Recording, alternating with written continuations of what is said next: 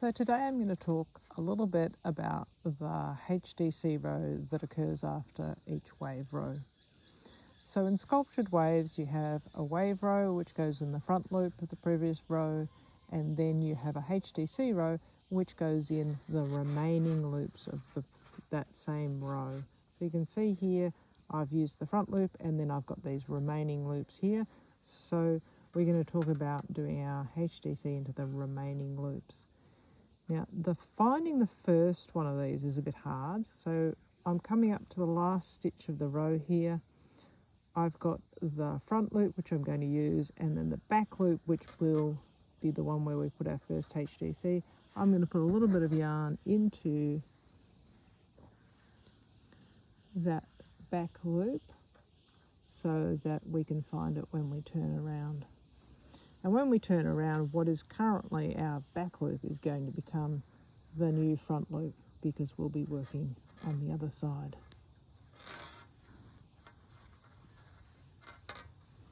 So I'm going to do the last stitch of the row, which is the front loop single crochet,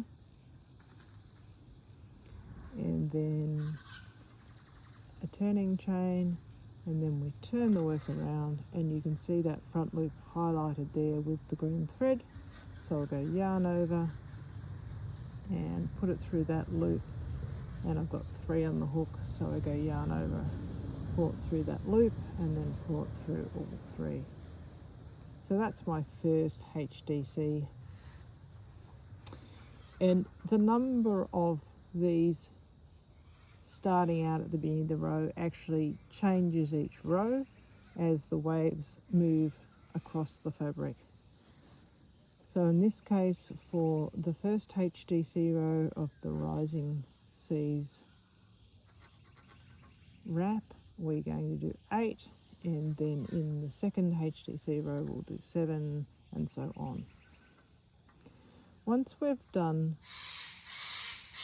that initial set of HDCs, we'll come up to the peak of the first wave. You can see it's coming up here, and at the peak of each wave, usually for the big waves it's an extended treble, but in later waves we just say the highest stitch in each wave, we're going to do a slip stitch. Now we're going to do it just into a single thread of the stitch, not the whole post. Alrighty, here we go. So I've come up to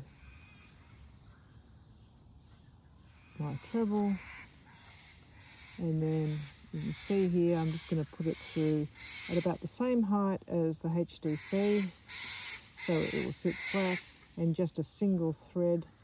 I'm just going to go yarn over and pull it through both. Now the important thing at this point is if I put a stitch up at the top, I don't use with the remaining loop at the bottom. I skip that, and the next HDC I make, not there, it goes into this loop here. And that means we're effectively not adding stitches to the total number of HDC at the back. And over time, as you move through the wrap, those slip stitches form a diagonal pattern you can see here, because you've got HDC, gap, HDC, HDC, etc. along the way, and then in the bigger picture they actually move diagonally along the fabric. So when you know that things are lining up properly when you see this diagonal pattern. So I'll continue making HDC in the remaining loops until the next wave peak, and it's 11 HDC between each wave peak until we get to the end of the row, and then we do another small number of HDC, which varies according to the row.